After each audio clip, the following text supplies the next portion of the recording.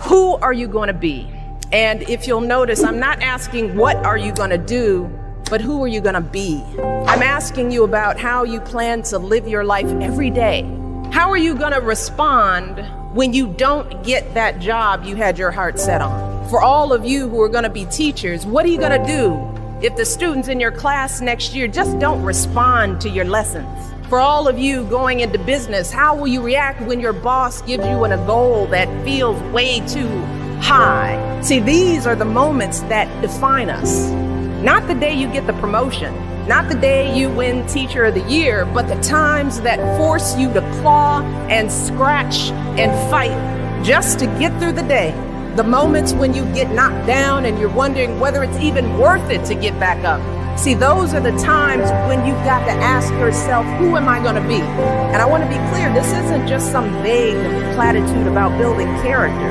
In recent years, we've actually been seeing a growing body of research that shows that skills like resilience and conscientiousness can be just as important to your success as your test scores or even your IQ. For instance, West Point cadets who scored high on things like grit and determination were more likely to complete basic training than those who ranked high on things like class rank, SAT scores, and physical fitness.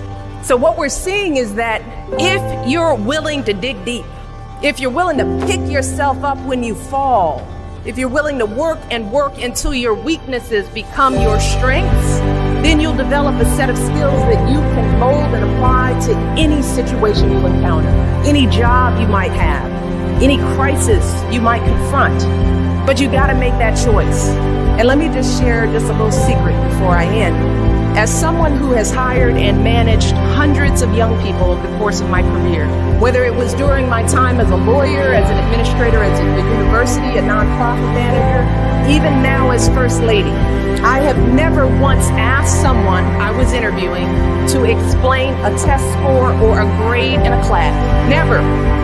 I have never once made a hire just because someone went to an Ivy League school instead of a state school. Never.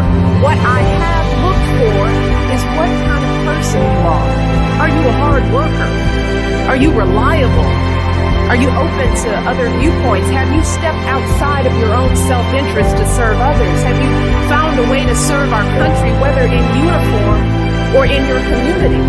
Again and again, I have seen that those are the qualities that I want on my team, because those are the qualities that move our businesses and our entire country forward.